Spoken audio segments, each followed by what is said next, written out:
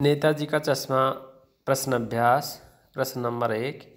सेनानी न होते हुए भी चश्मे वाले को लोग कैप्टन क्यों कहते थे? उत्तर। सेनानी न होते हुए भी चश्मे वाले को लोग कैप्टन कहते थे क्योंकि नंबर 1, उसके मन में देशभक्ति व देश प्रेम की भावना कूट कूट कर भरी हुई थी। नंबर 2, वह नेताजी के प्रति अपार श्रद्धा रखता था। नंबर 3, नेताजी की चश्मा विहीन मूर्ति उसे आहत करती थी।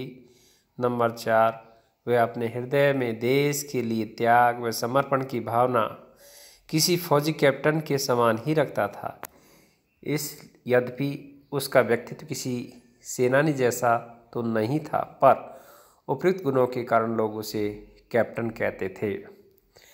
प्रश्न नंबर 2।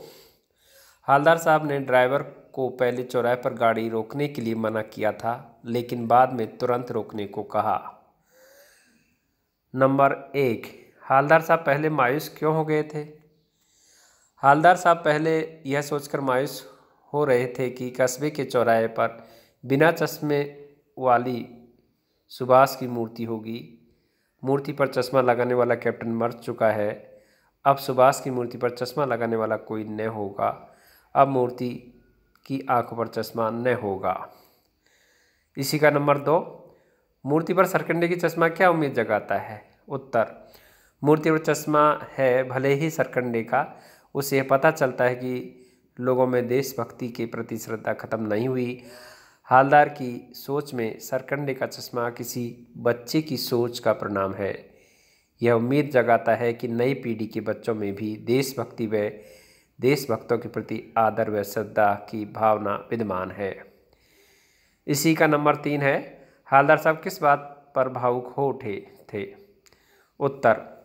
हालदार साहब निराश थे कि सुभाष की मूर्ति पर चश्मा नहीं होगा, परंतु मूर्ति पर सरकंडे का चश्मा देखकर उनकी निराशा आशा में परिवर्तित हो गई कि बच्चों में भी देशभक्ति के प्रति श्रद्धा विद्यमान है।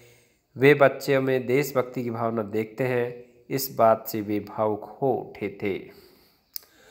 प्रश्न नंबर 3, आशय स्पष्ट कीजिए।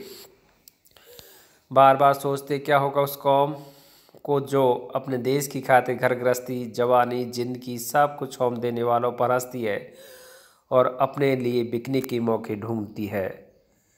इसका उत्तर है, हालदार साहब लोगों में देशभक्ति की घटती हुई भावना से आहत होकर कहते कि जिन लोगों ने देश के लिए अपना संपूर्ण जीवन बलिदान कर दिया है, ऐसे देशभक्तों का लोग उपहास करते हैं। ऐसे लोगों के लिए स्वार्थ की ही महत्वपूर्ण है, जिसके लिए संपूर्ण मर्यादा त्यागने के लिए तत्पर रहते हैं।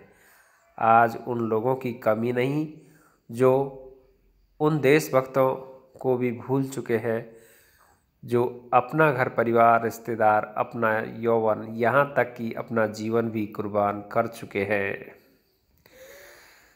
प्रश्न नंबर 4, पानवाले का रेखाचित्र प्रस्तुत कीजिए। उत्तर। पानवाला जिसकी कस्बे के चौराहे पर पान की दुकान है, उस दुकान पर प्राय हालदार साहब पान खाते हैं। पानवाला स्वभाव से खुश मिजाज है। वह मोटा तथा काला है। उसके मुंह में पान घुसा ही रहता है। उसकी भारी भरकम तौंद है। पान ठूसे रहने से बत्ती सी लाल काली है। वह वाक्यपटु है तथा व्यंग्यात्मक भाषा बोलता है। कैप्टन के बारे में पूछने पर उपवास करता हुआ ही नजर आता है। कहता है कि वह लंगड़ा क्या फौज में जाएगा, वह तो पागल है। वह सहृदय और भावुक भी है। कैप्टन की मौत हो जाने पर हालदार साहब द्वारा कैप्टन के बारे में पूछने पर पान वाला उदास हो जाता है, उसकी आंखें भर आती है। प्रश्न नंबर 5, वह लंगड़ा क्या जाएगा फौज में, पागल है पागल। पानवाले के प्रति कैप्टन के प्रति पानवाले की इस टिप्पणी पर अपनी प्रतिक्रिया लिखिए। उत्तर। कैप्टन के प्रति पानवाले की टिप्पणी उनके संकीर्ण सोच को प्रकट करती है। कैप्टन जो सहानुभूति व सम्मान का पात्र था, उसी का इस प्रकार उपवास करना उचित नहीं है। वह अपनी छोटी सी दुकान से देशभक्त सुभाष की मूर्ति पर चश्मा लगाकर उनके प्रति श्रद्धा प्रकट करता था। कैप्टन शारीरिक रूप से अपंग और मरियल होते हुए भी देशभक्ति की भावना रखता था, अतः पानवाले की टिप्पणी निंदनीय है। रचना और अभिव्यक्ति से हैं कुछ प्रश्न। प्रश्न नंबर 6, निम्नलिखित वाक्य पात्रों की कौन सी विशेषता की ओर संकेत करते हैं। नंबर 1, कै हालदार साहब हमेशा चौराहे पर रुकते और नेताजी को निहारते। उत्तर, हालदार साहब के मन में अवश्य भक्तों के प्रति सम्मान की भावना थी, जो सुभाष की मूर्ति को देखकर प्रबल हो उठती थी। देश के लिए सुभाष के लिए कार्यों को यादगार उनके प्रति श्रद्धा उमड़ पड़ती थी। इस कारण हालदार साहब चौराहे पर रुककर नेताजी की मूर्ति को निहारते रहते थे। नंबर 2, ख पान वाला उदास हो गया।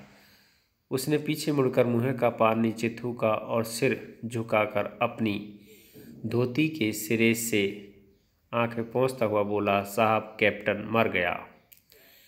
उत्तर, जो पान वाला कभी कैप्टन का उपहास करता था, यहाँ तक कि अधिक देर तक कैप्टन के बारे में बातें करना उसे अच्छा नहीं लगता था, वही पान वाला कैप्टन की मौत पर भावुक हो उठा।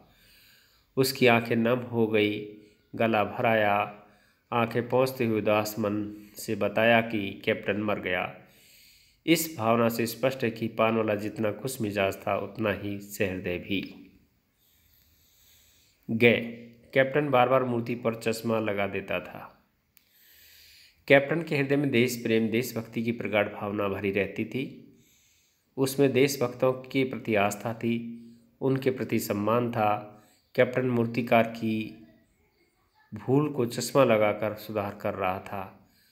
उसे भी बिना चश्मे की सुभाष की मूर्ति अच्छी न लगती थी, अतः कैप्टन बार बार मूर्ति पर चश्मा लगा देता था। प्रश्न नंबर 7, जब तक हालदार साहब ने कैप्टन को साक्षात देखा नहीं था, तब तक उनके मानस पटल पर उसका कौन सा चित्र रहा होगा, अपनी कल्पना से लिखिए। उत्तर, हालदार साहब कैप्टन को देखने से पहले समझ रहे होंगे कि कैप्टन प्रभावशाली व्यक्तित्व का स्वामी होगा, जिसमें सुभाष की आज़ाद हिंद फौज के सिपाही जैसी अनुशासित छवि होगी, शारीरिक रूप से बलिष्ठ होगा और उसके प्रति लोगों में विशेष सम्मान होगा।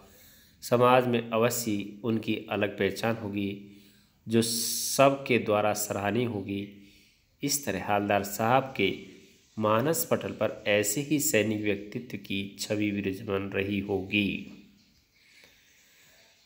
प्रश्न नंबर 8, कस्बे, शहरों और महानगरों में चौराहे पर किसी न किसी क्षेत्र के प्रसिद्ध व्यक्ति की मूर्ति लगाने का प्रचलन सा हो गया है। नंबर 1, इस तरह की मूर्ति लगाने के क्या उद्देश्य हो सकते हैं। उत्तर, प्रमुख स्थानों पर विशिष्ट अनुकरणीय महापुरुषों की मूर्ति लगाने की परंपरा रही है। यह परंपरा स्थान के महत्व और सुंदरता तक सीमित नहीं, अपितु उसे के निश्चित उद्देश्य रहे हैं। नंबर 1, मूर्ति हमें प्रेरणा देती है कि उस महापुरुष के बारे में जाने और उसे अनुप्रेरित हो। नंबर 2, वह महान पुरुष से शिक्षा ले और उस संस्कृति को बनाए रखे। नंबर 3, उस महान पुरुष के द्वारा समाज, संस्कृति और देश के प्रति किए योगदान की लोगों के मध्य चर्चा करे, भावी पीढ़ी को जानकारी मिलती रहे और वे गौरवान्वित रहे। ख आप अपने इलाके के चौराहे पर किस व्यक्ति की मूर्ति स्थापित करना चाहेंगे और क्यों। उत्तर, हम अपने इलाके में आचार्य चाणक्य की प्रतिमा लगवाना चाहेंगे। वे सर्वथा संपूर्ण राष्ट्रीय चेतना के आधार थे। उनकी योजना ऐसी थी कि प्रकृति भी चाह कर असफल नहीं कर सकी। उनका ऐसा चिंतन जिससे दूसरे दांतों तले उंगली दबाने के लिए विवश थे। साहस के ऐसे धनी थे कि शत्रु समुदाय भी विरोध करने के लिए तैयार नहीं होता था। उनके संकल्प की तुलना कोई नहीं कर सकता था। वे अभाव में भी संकल्प को पूरा करने में समर्थ थे। ऐसे आचार्य सबके लिए प्रेरणा स्रोत है। प्रश्न ग उस मूर्ति के प्रति आपके और दूसरों लोगों के क्या उत्तरदायित्व होने चाहिए।